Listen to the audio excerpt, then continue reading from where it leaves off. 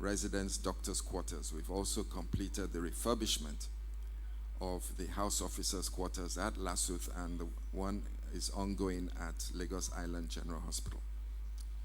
So this is an analysis of the status of brain drain, or the ratio between medical professionals and the population. We're using doctors as a surrogate here. The WHO standard is one doctor for every 600 patients.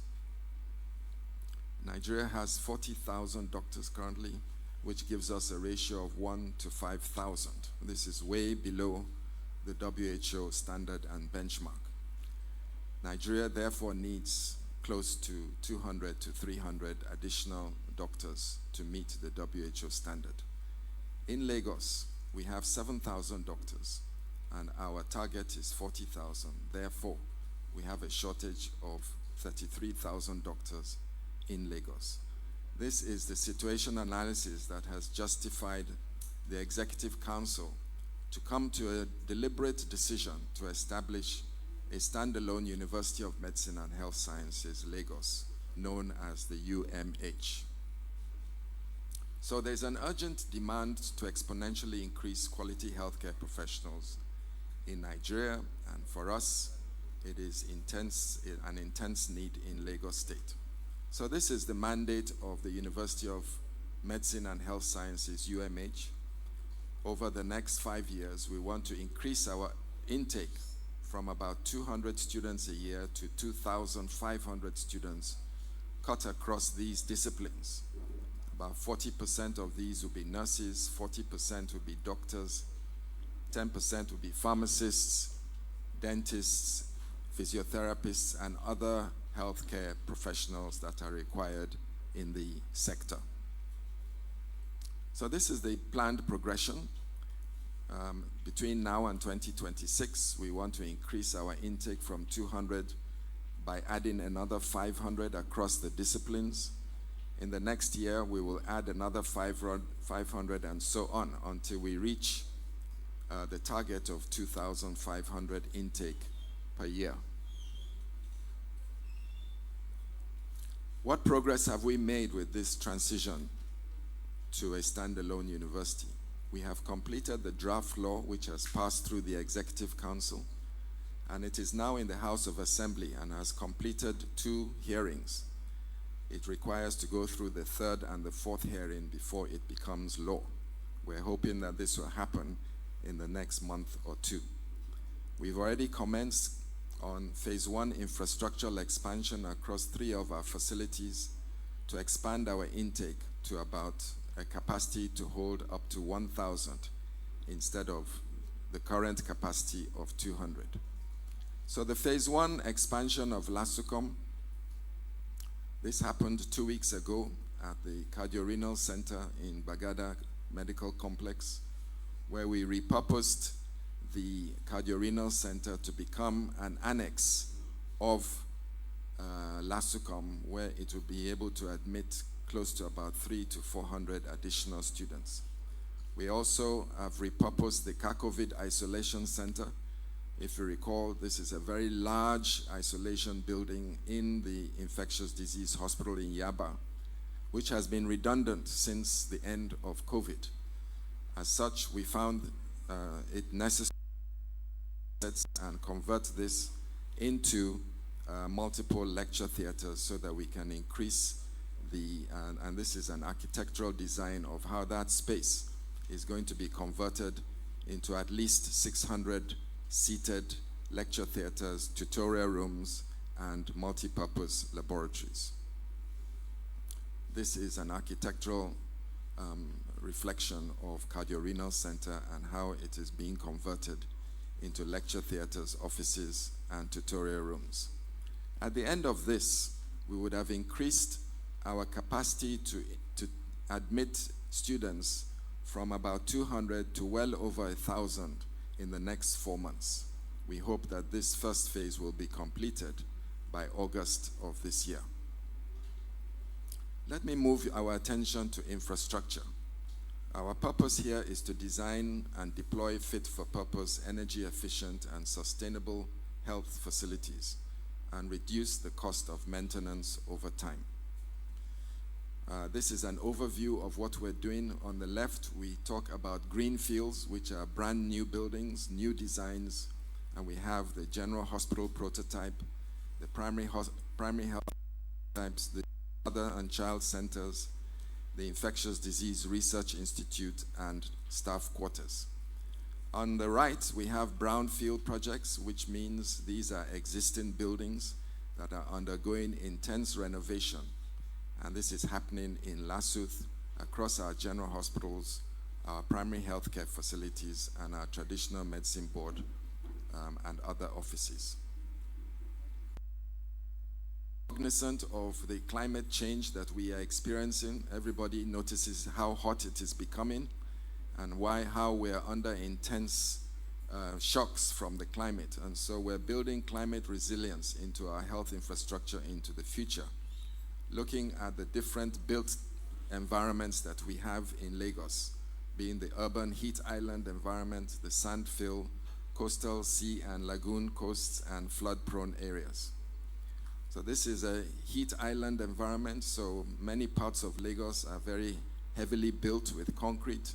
They absorb a lot of heat and they emit the heat into the environment, and so our designs have to be cognizant of this. We also have a lot of landfill in Lagos, and so when we're designing, we get the appropriate infrastructure for the foundations and harness the movement of wind, especially the lagoon and sea breezes, through our facilities to naturally cool down the buildings. We also have a lot of low-lying watershed riverine areas that are particularly vulnerable to flooding during heavy rains, and so our buildings must be located in the right place, and even if they're in vulnerable locations, their designs must be cognizant of this kind of eventuality.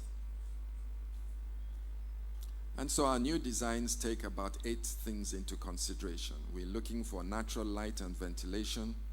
We're looking for a characteristic look and feel and attention to cultural needs of our citizens. We're looking at sustainable energy. We are designing our facilities to take cognizance of patient flow and staff function. We are also looking at future expansion. So we don't just design buildings for now, we design buildings in such a way that they can be expanded into the future. We're also looking at rapid emergency purposing. This is something we learned during COVID, that all our buildings must be designed in such a way that they can be rapidly repurposed to isolation centers should in case we have another bad experience like we did during Ebola and COVID.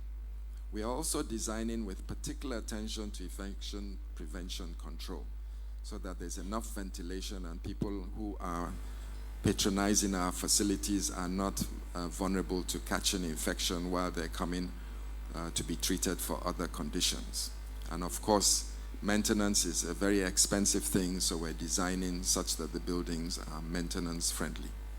So this is an example of some of our prototypes. We have had a lot of engineers and architects working on our prototypes to make sure that they're naturally cool. They use natural breezes to calm down and cool down the building. They reflect heat and they absorb UV light for solar voltaic panels and water heating.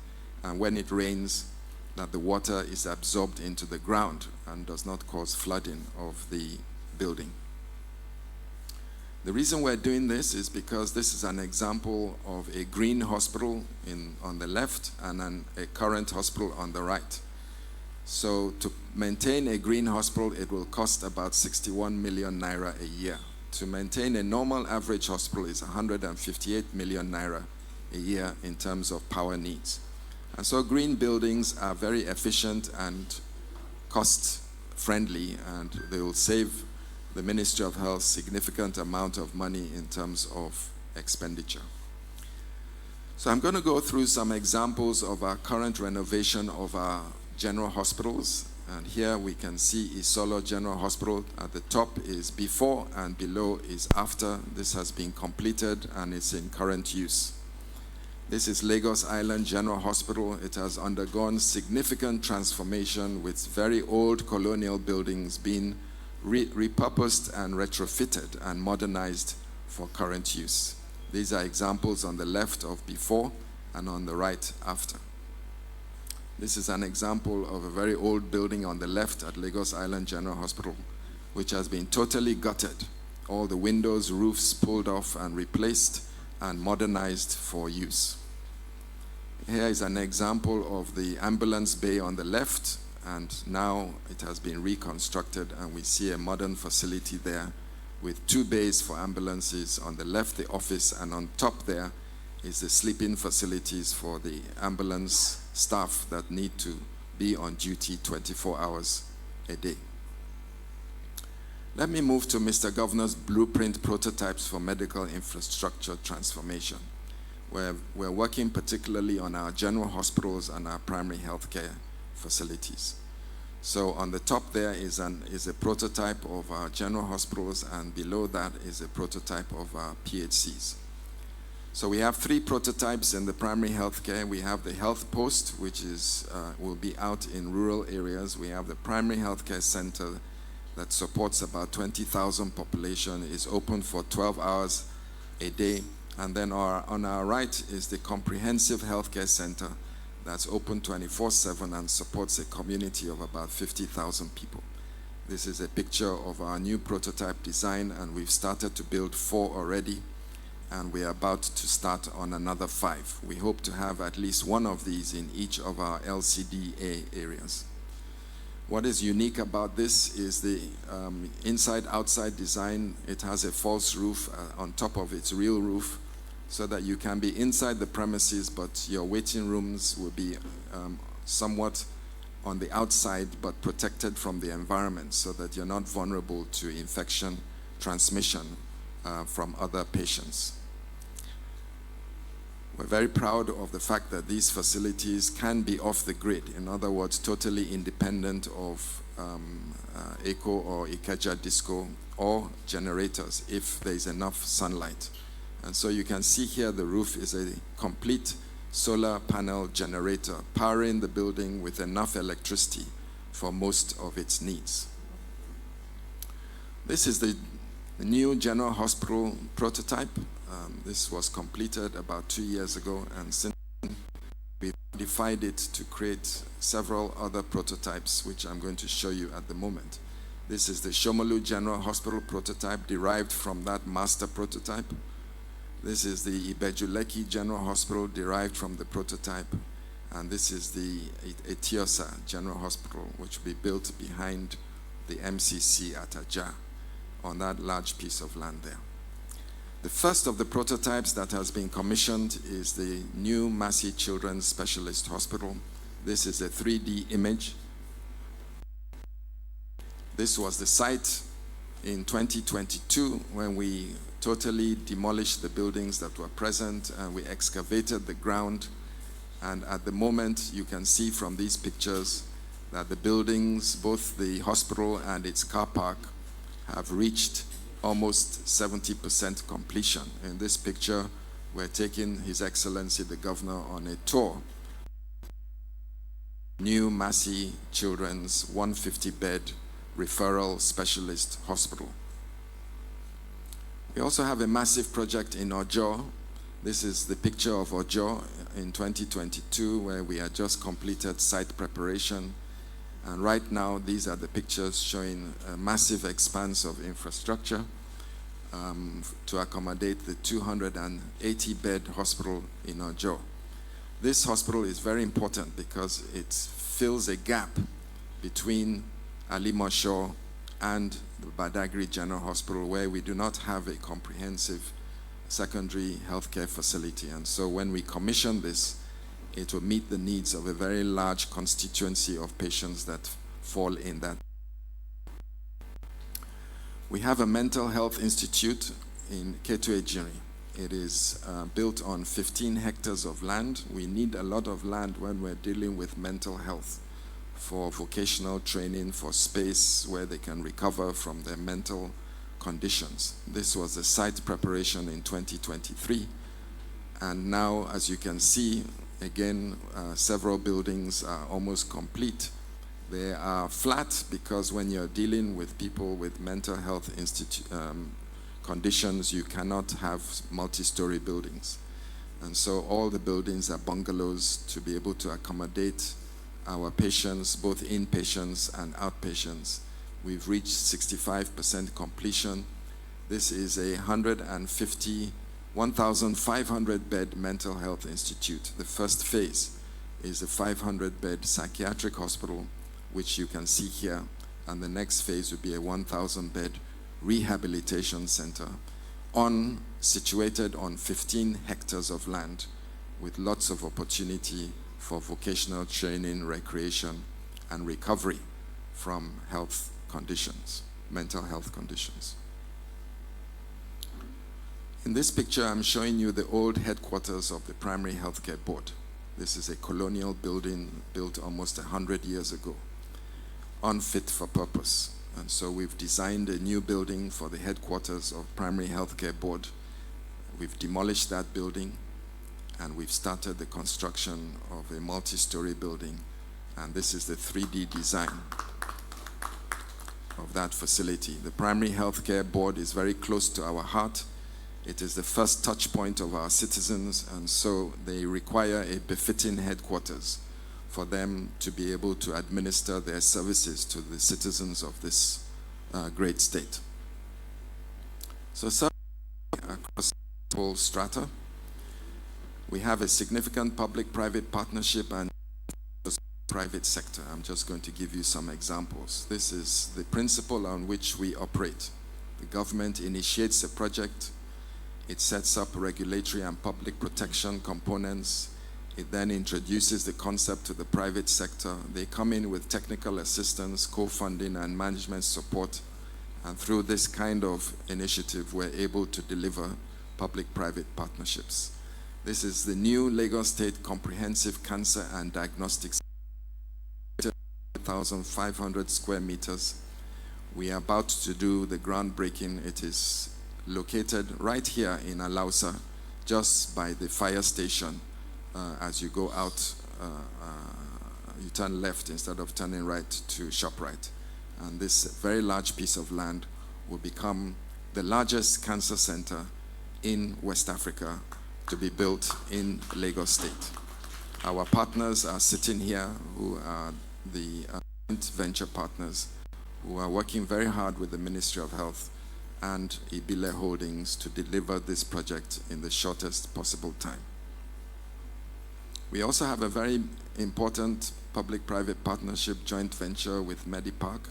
This is on Awolowo Road, the old nursing home. It will be a 140-bed multi-specialist hospital, creating 1,000 jobs on very precious land. And it's about 2.19 hectares, right the opposite the boat club. Again, we've done the groundbreaking of this facility, as you can see here. And if you look down at this aerial photography, you can see where all the cars are parked. That is the location of this building, and we completed the groundbreaking about 4 months ago in December of 2024. And this building will soon, you will soon start to see this building emerge into the skyline. We're working on a very bold initiative called LASMIZO, Transforming Healthcare in Lagos State. LASMIZO stands for Lagos State Medical, Industry, and Innovation Zone.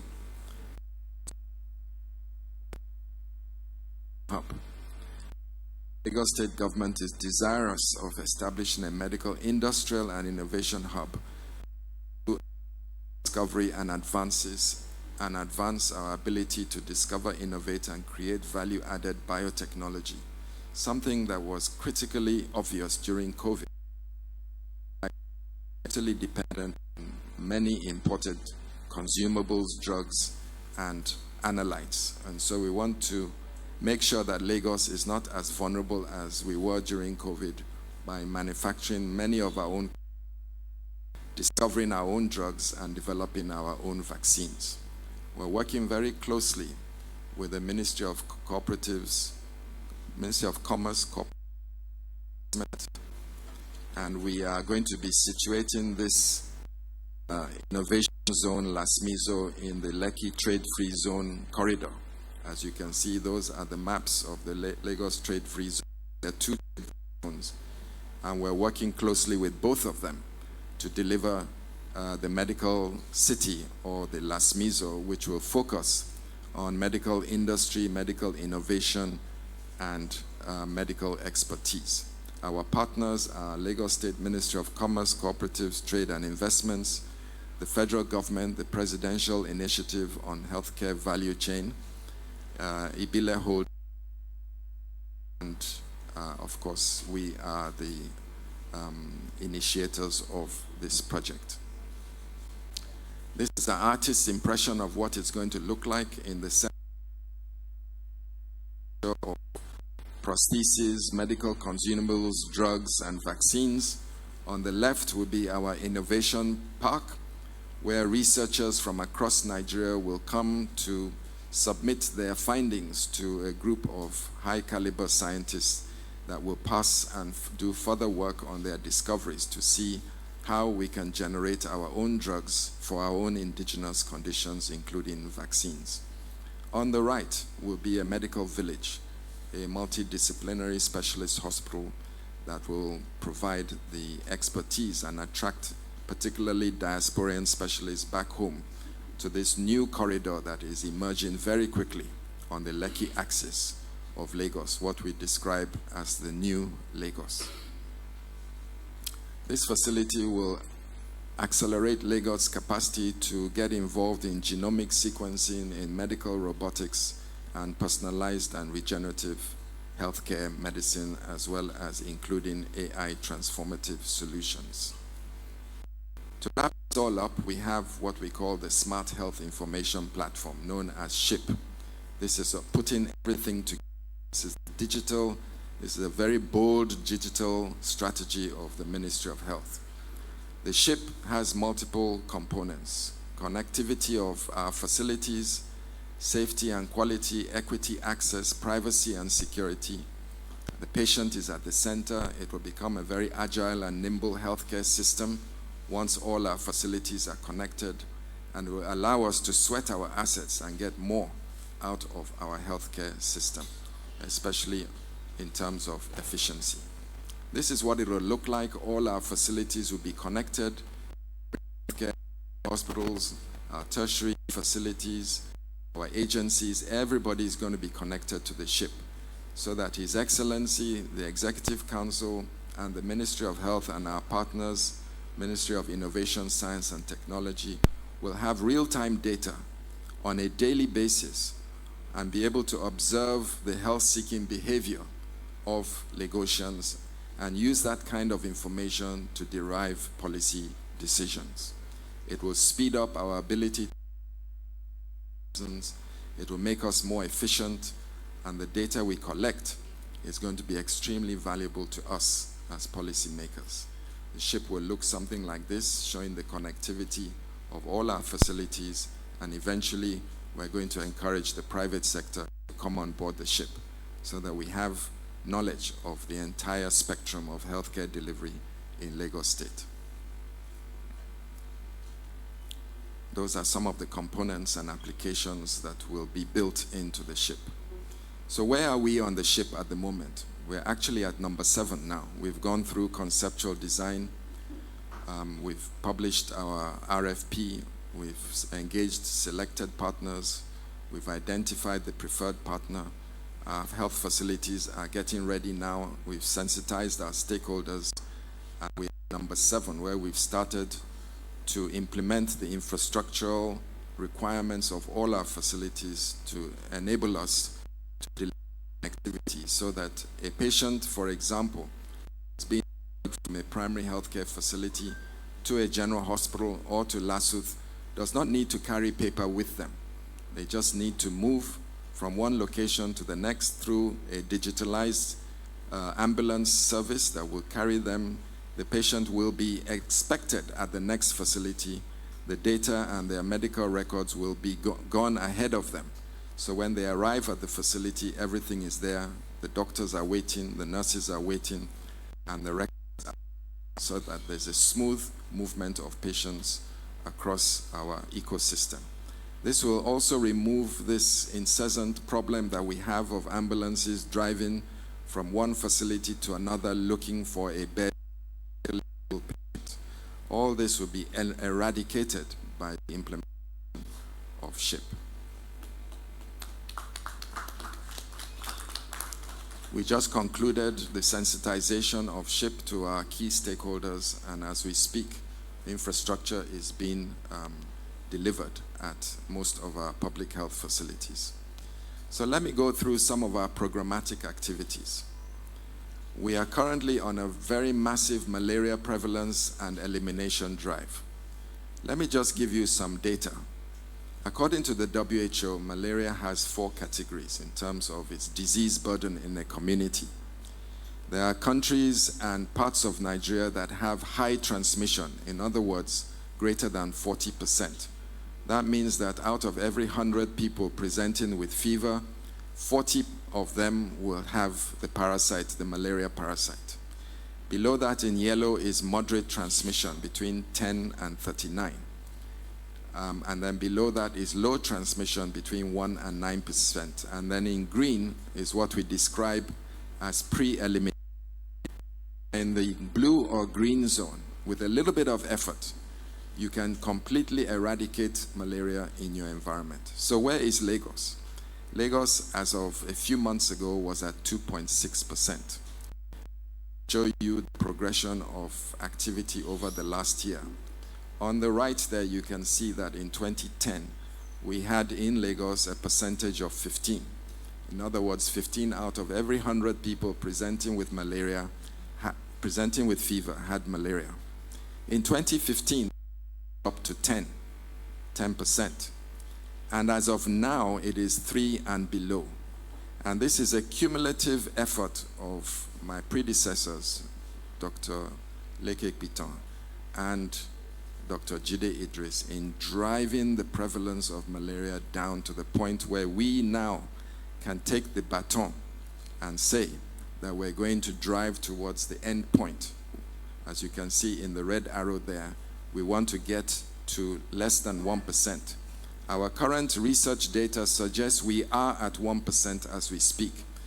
That means that sooner rather than later, we're going to be, with strong political will, with the innovative infrastructure we're putting in place, with the human strategic resources, digital interventions, and health financing, we're soon going to be in a position to work with the Ministry of Environment to ensure that we are tackling the patients and the parasites, and that our colleagues in environment are tackling the environment, making sure we're getting rid of where the vector, the Anopheles mosquito, can breed. If we're able to do that with our prevent, test, treat, and track, malaria is on the verge of being eliminated completely in Lagos. And with very bold political will, we are about to do a massive public sensitization. Everybody still thinks that every time you have fever, it is malaria. This is far from the truth. Most of the things that are causing fever now in Lagos are not malaria. And therefore, you should be checked by your medical professionals to look for other causes of fever. If 1 out of every 100 people who have fever is caused by malaria, then there are 99 other causes of the fever. And that is where we as health professionals come in. It is lethargy to just assume that everybody with a fever has malaria. You are wrong in Lagos State. And therefore, we need to educate the public that malaria is on the point of elimination in Lagos. And if you have fever or symptoms, body ache, and all those kinds of things, that there is another reason, another cause of your fever.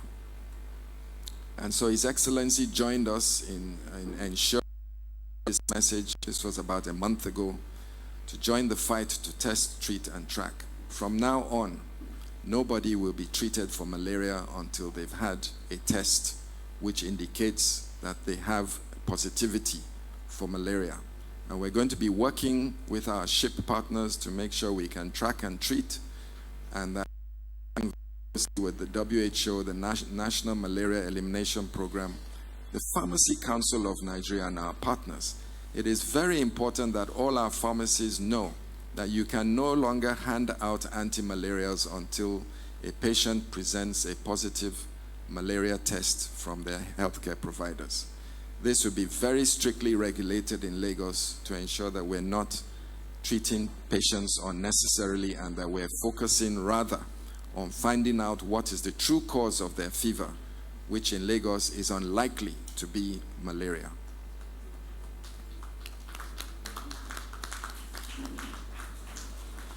In the next year or two, we hope that we can make the bold declaration of area Lagos has eliminated malaria as a cause of fever in our environment. Let me now report on some other activities: HIV, hepatitis, cancer, diabetes, and our immunization programs. We have 135,000 people living with HIV in Lagos. That number is reducing every year with our rigorous surveillance and treatment for prevention. We also have a large number of people living with various types of viral hepatitis. And we're about to commence hepatitis identification and elimination strategy.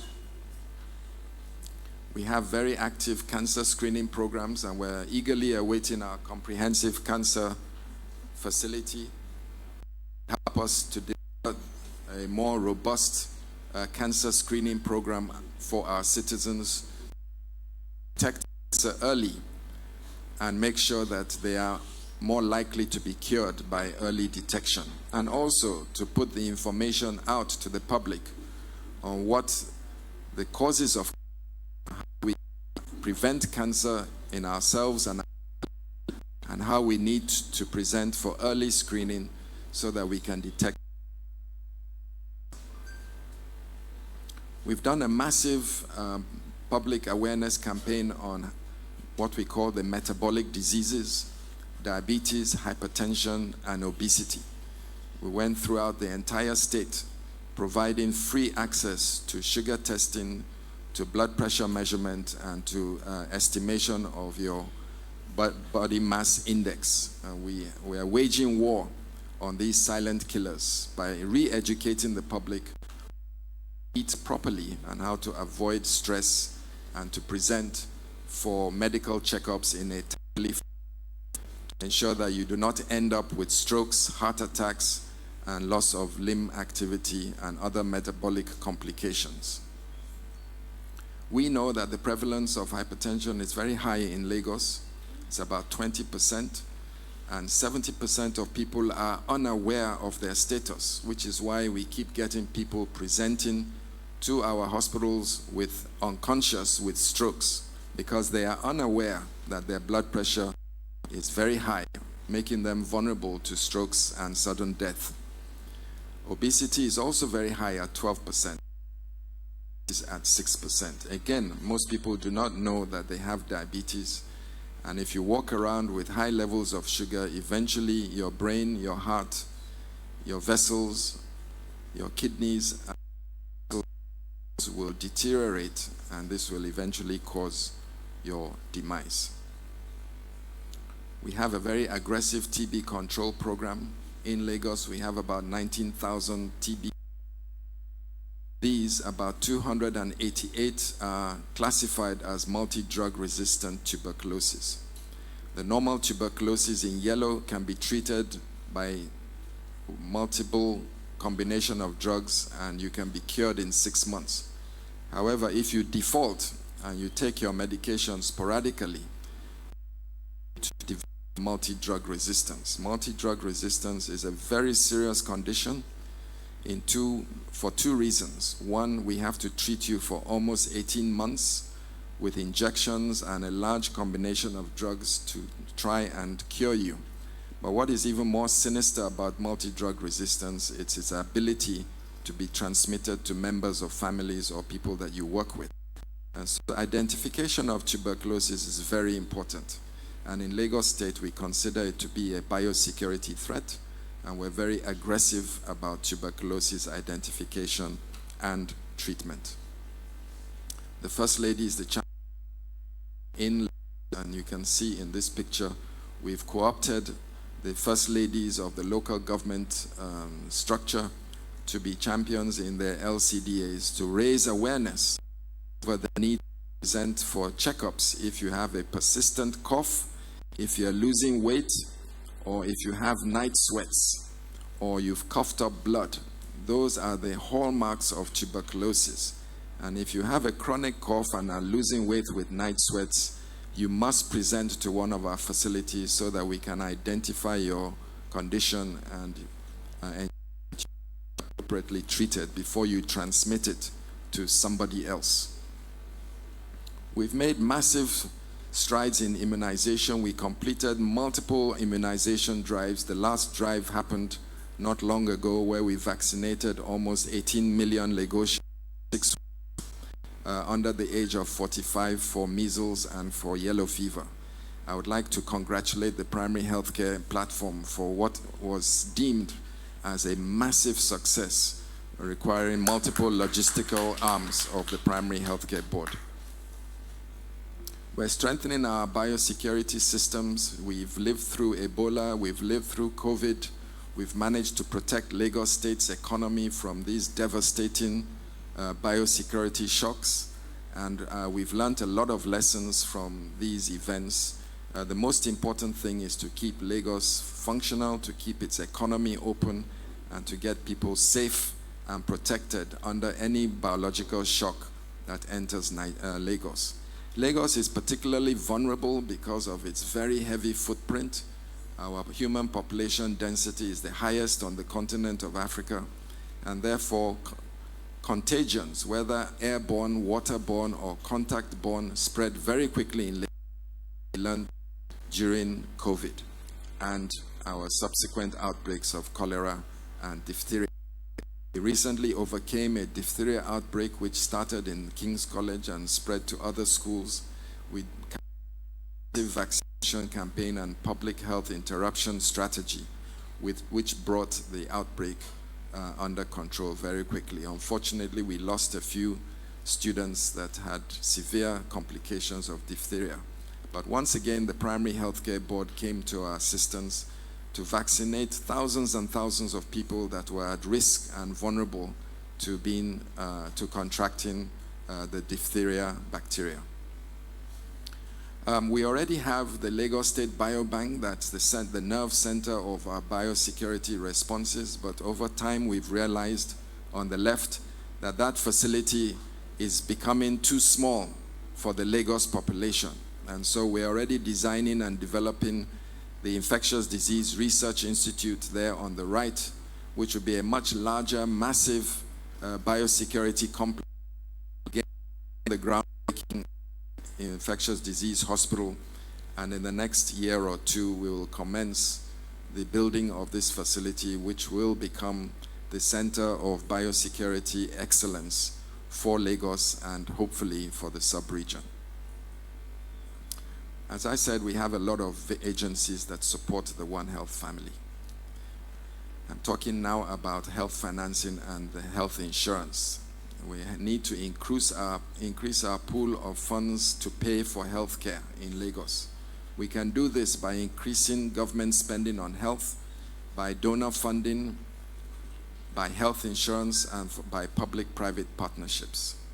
So our health insurance has been doing very well over the last 5 years, increasing the number of enrollees. As you can see, in 2025, we've increased our enrollees to just over 1 million. We need to carry on with this, but to help us with this has been the National Health Authority Act, NHIA, which was promulgated for the President of Nigeria. This act states that every Nigerian must by law now carry a social health insurance. And so Lagos was very quick to domesticate this. We domesticated it in 2024 through the executive order released by His Excellency Governor Babajide Sanwo-Olu, which now states that it is mandatory and compulsory for all Lagosians to subscribe to social health insurance and we're about to roll this out through the 6 principles of the executive order.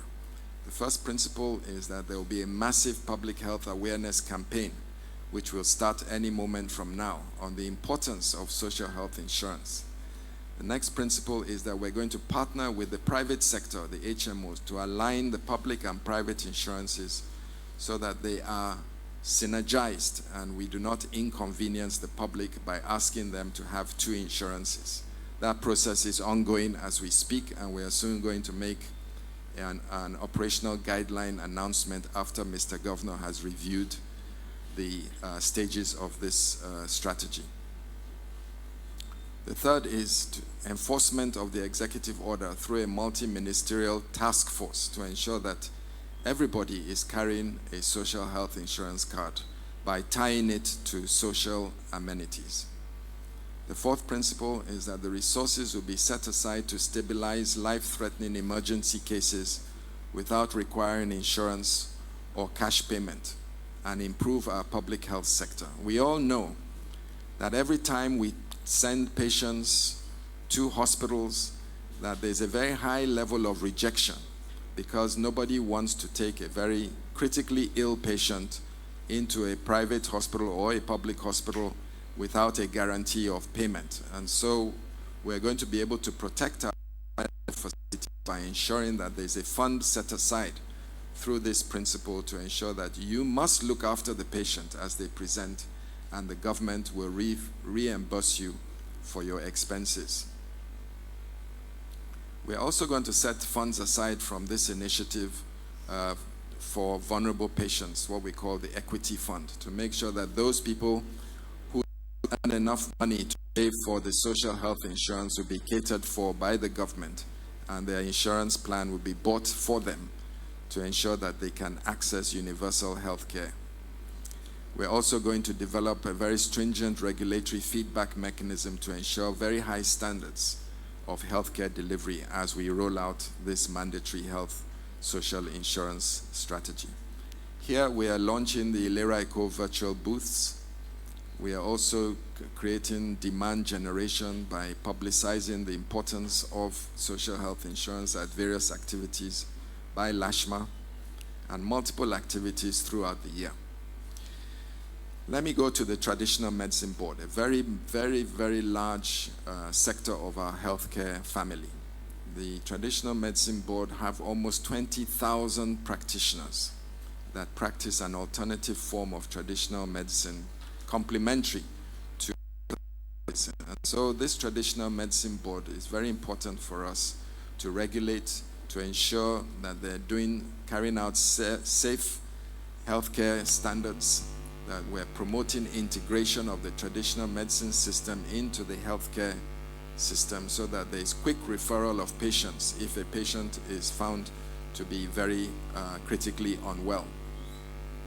And to protect the public by monitoring the practitioners and their products.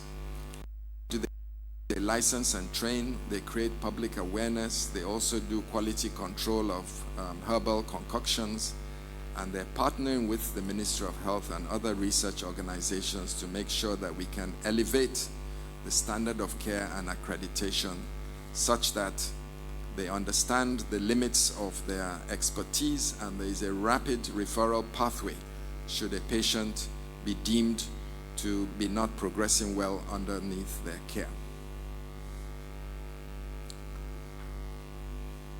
So they often go around sealing unregistered and illegal traditional medicine facilities. That's one of their functions in conjunction with pharma.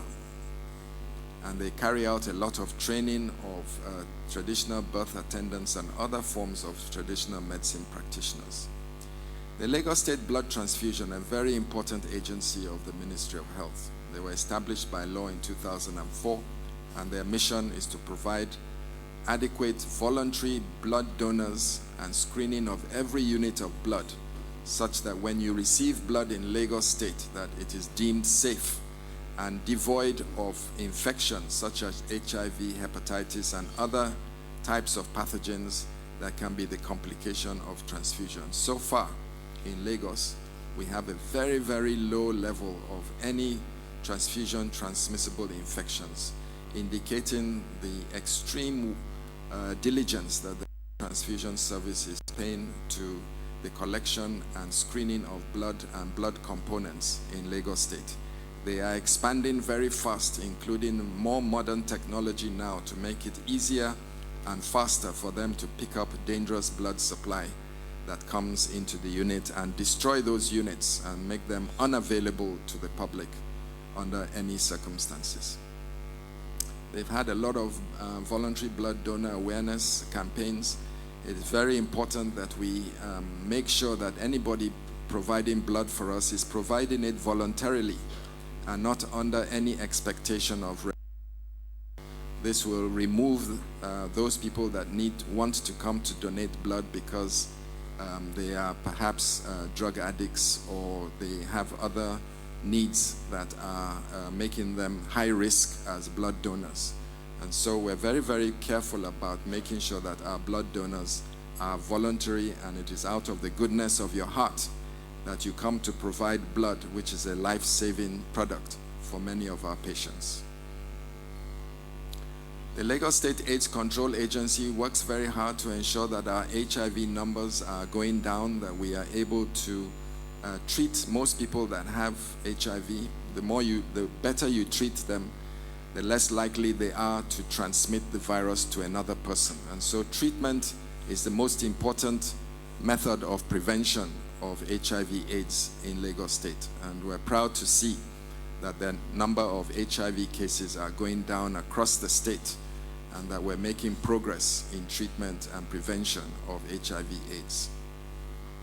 They have multiple activities as displayed on this slide, which are the tenets of the activities and the strategies. The Lagos State University Teaching Hospital, our tertiary academic hospital, a very large hospital with 750 beds.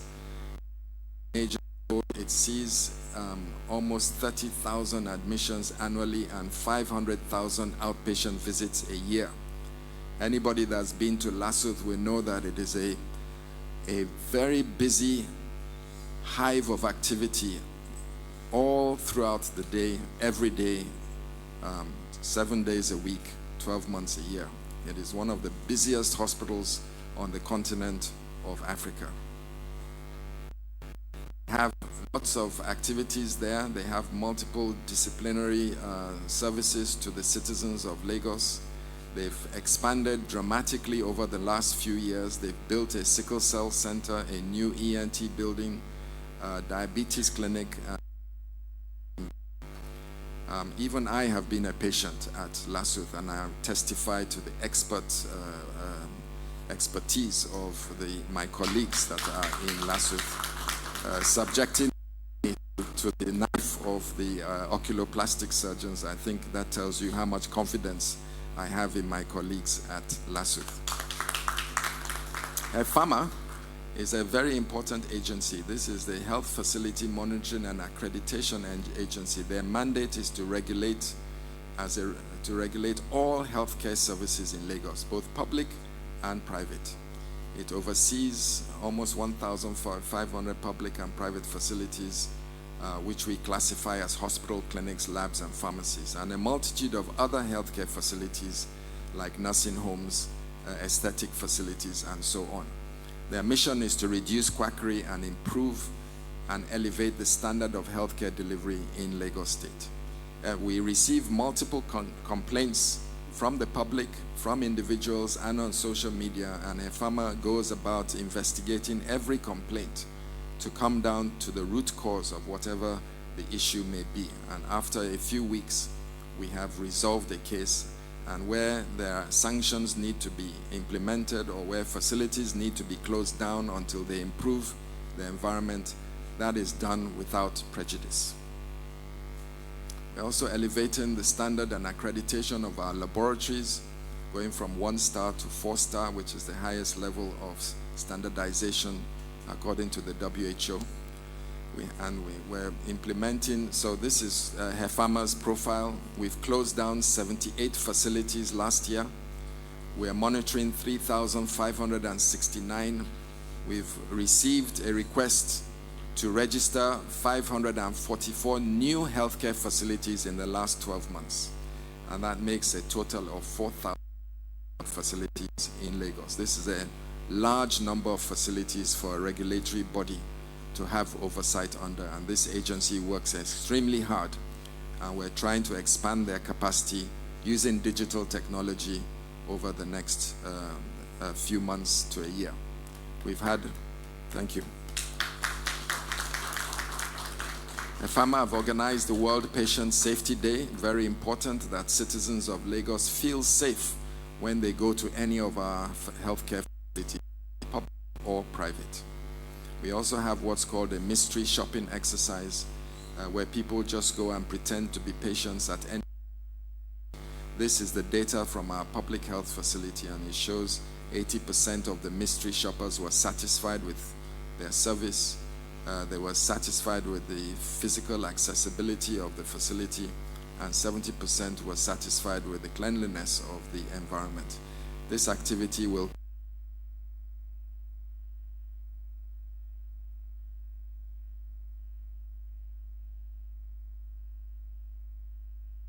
to provide substandard care to our citizens.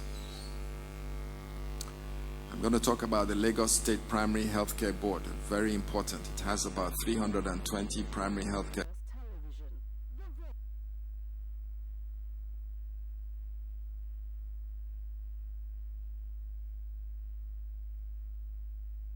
facilities, where he appointed 6 very senior administrators and 6 districts, thereby creating vision down to the grassroots level.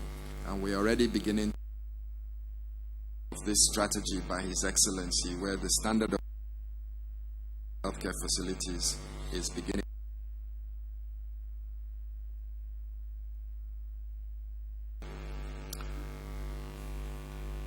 These are some of the missions and activities carried out by the Health Service Commission.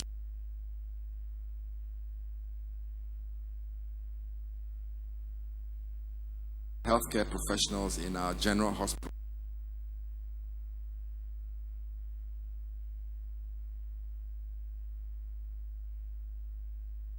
secondary healthcare facilities. They make sure that all our doctors are constantly trained and up to date, and that as professionals come into the system, that they go through the system of ensuring that their skills and capacities are up to the standard of Lagos State's expectation. We do here increasing and upskilling our doctors and nurses and other healthcare professionals, bringing them up to speed and ensuring that their medical professional acumen is up to date. We have a very impressive corporate social responsibility. Lagosians, citizens of our healthcare ecosystem, and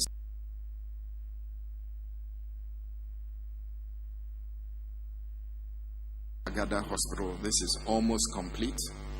Here we have the custodian insurance company have facility that's located at Ekpe, as you can see there in brown and white, and we're about to commission it in the next few weeks. This SDGs have donated multiple facilities to Lagos. Here is a 60-bed general hospital at Mush Diagnostic Center, a mortuary, accident and emergency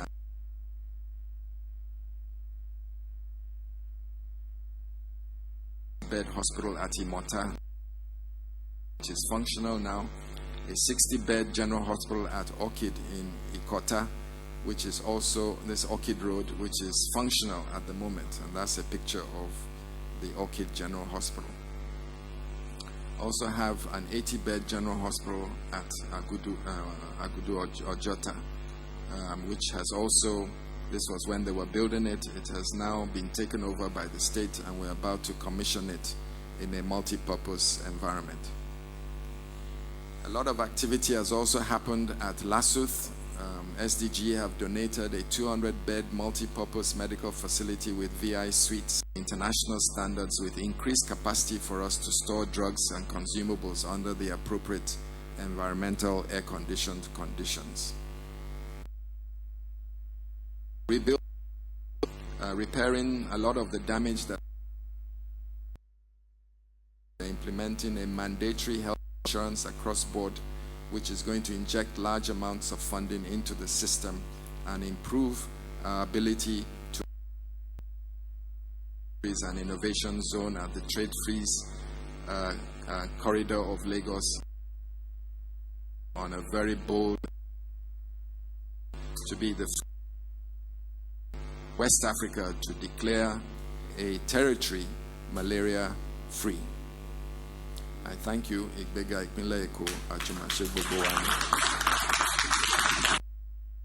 I need to let you know. First, solar. You guys are not just reporting Lagos State the way Lagos State should be reported because of all of the good things that reporting that. You are doing a very rendering the thing to social anarchy, fusionists, and people who don't mean media has a lot of influence. But what you guys have shown by what you have reported,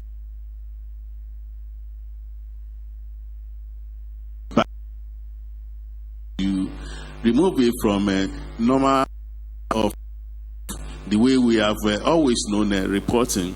Reporting is the soul of journalism, and once it dies, everything dies. It's surrendered to social media, which you guys are proving that we are not going to allow. Thank you. And on that note,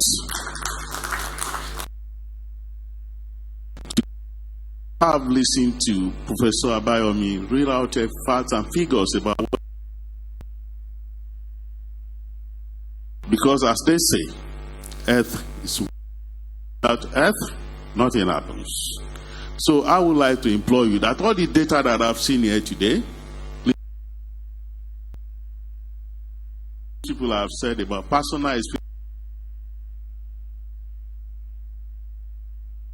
today are just the things that Prof has said. All those facts and figures in terms to do projection into the future, what we are doing now, all of the enforcement we have done about people quackery into medicine. He used himself as an example of how good our facilities and personnel are. So all of this I would like you to tell the public, and of course you will get a very good hug from me for doing so. So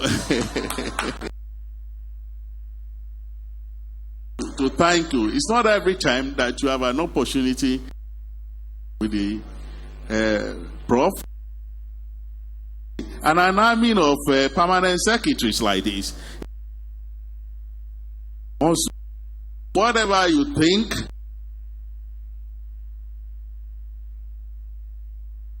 you have access to Prof, you have access to the SA, and all of the PAM secs who are here, you can take their numbers too, and also ask them for the piece of Earth and the Lagos State government anytime they speak about Earth issues.